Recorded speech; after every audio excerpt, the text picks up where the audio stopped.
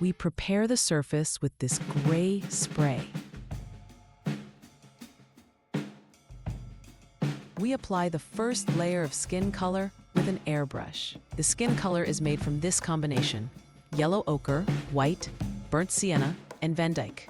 We used acrylic paint, not airbrush-specific paint, so before putting it in the airbrush, we filtered the paint. Pay attention to the airbrush distance from the statue. Not too far, not too close.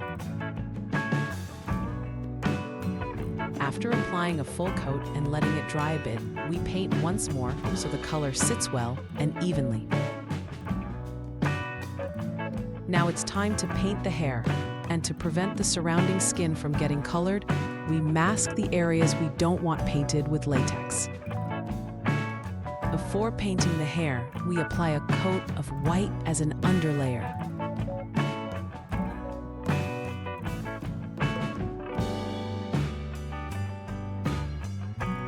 Fluorescent green and emerald green for the hair color. We filter the paint using a Sox so it won't damage the airbrush because it's acrylic and not airbrush specific. When adding water to your paint, be careful to do it gradually and don't suddenly mix a large amount of water with your paint, because adding a large amount of water all at once can prevent it from dissolving well and ruin the paint's texture. Add a little water, mix the paint, and repeat if necessary.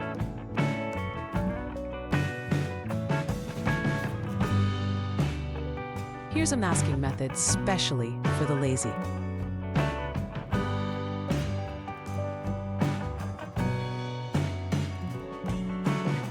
Don't forget to like. We mix Van Dyke and sap green for the hair shadows. We apply the darker color from the bottom of the statue to create the hair darkness. Be careful not to spray the shadow color from the front. After applying the shadow color, it's time to apply the highlight colors. We mix the hair base green with greenish yellow transparent. Pay attention to the airbrush direction. For highlights, we spray from above.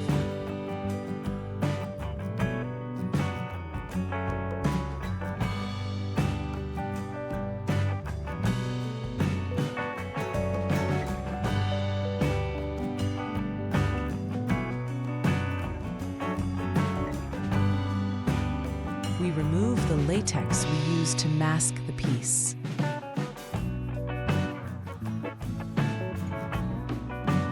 Some parts didn't come off. Carefully remove them with a blade. Be careful not to ruin your paint. I felt it would be interesting if a bit of the hair color reflected on his face. Of course, we are still going to paint the face. We paint a Burnett umber wash on the face. We spray water to keep our paint from drying too quickly so we can wash more easily. We soften the paint using a piece of sponge.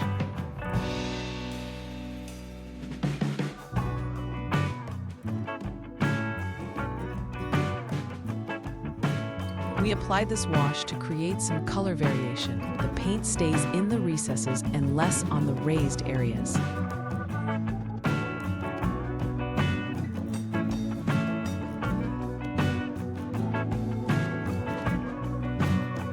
Using the color we used for the hair, we clean up the hair outlines a bit.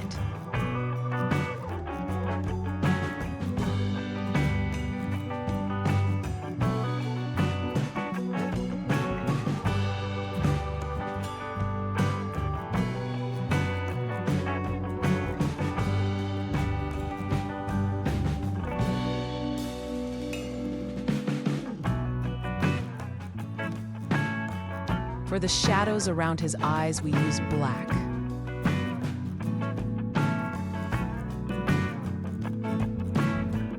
We add the color in a watercolor diluted manner.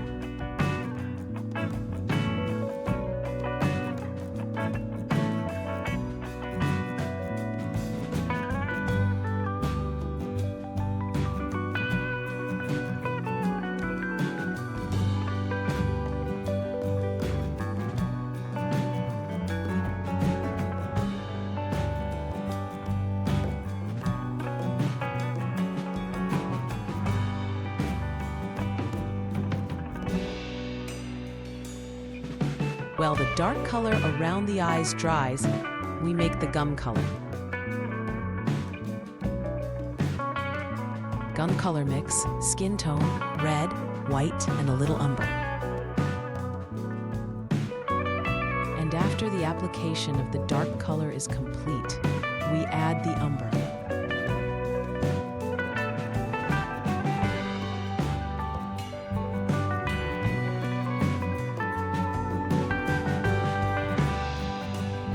We mix umber with some black and fill between the teeth in a watercolor style.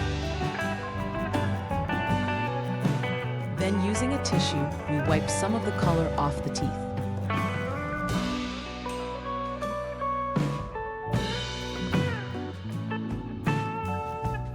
With a finer brush, we fill between the teeth.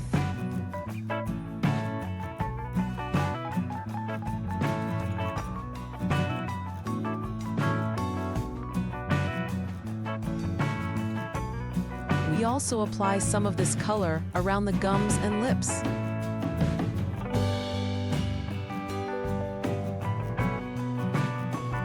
We add a bit of brightness to the teeth using white.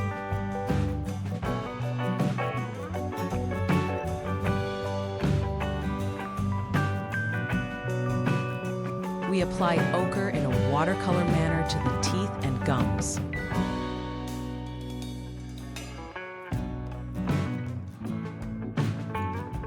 We bring the umber color to the corners of the mouth.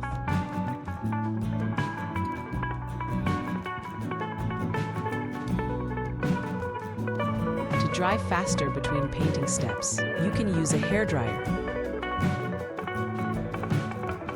We mix black and umber and create some depth in our work. We blend the color on the lips.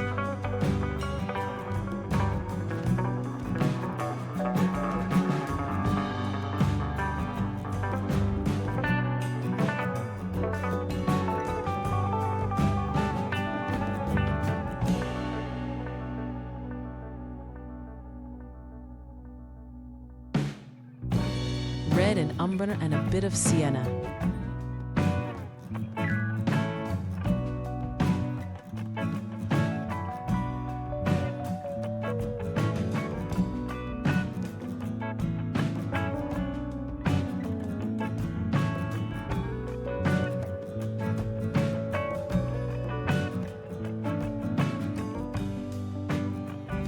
And finally, we apply a red watercolor wash on the lips.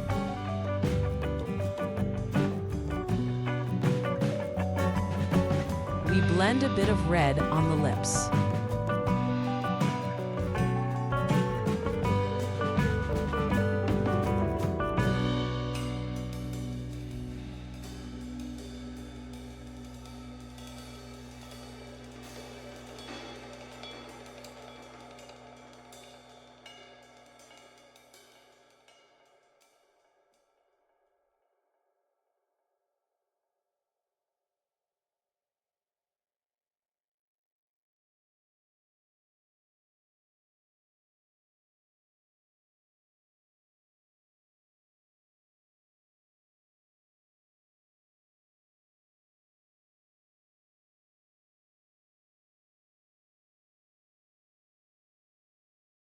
We mix the red with sienna and our previous shadow color.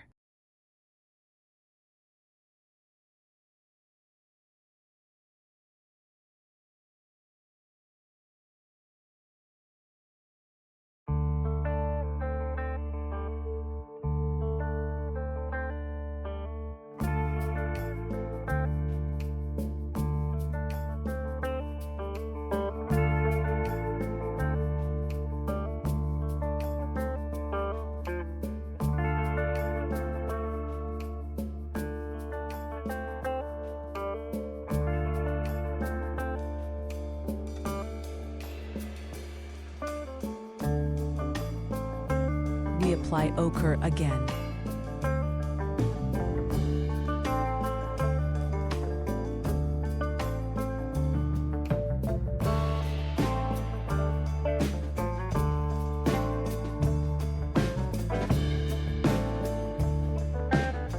We brighten the teeth again.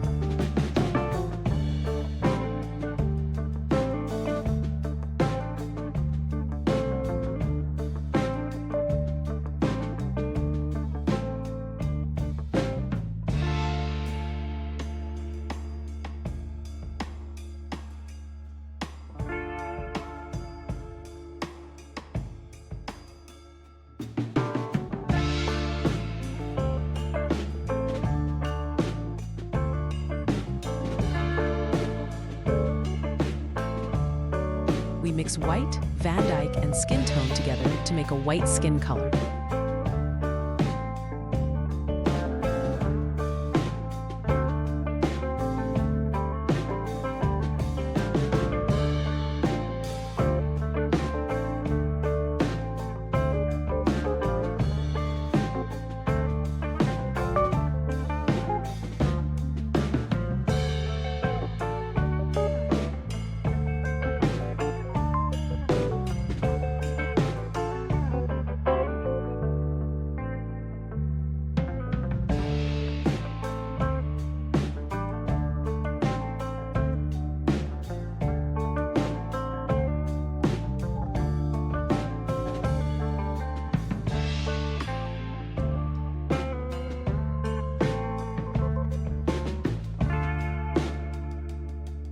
We paint the areas that haven't been colored with a brush.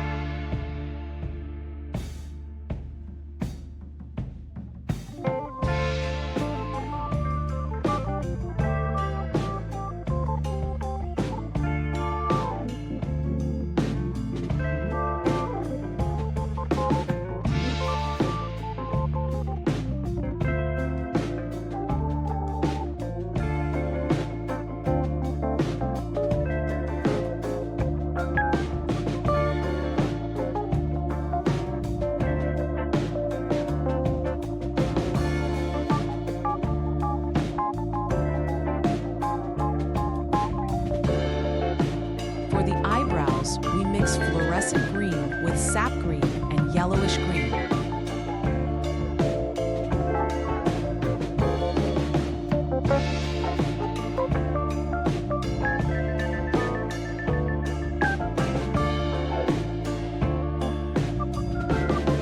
We create color variation in the eyebrow hairs.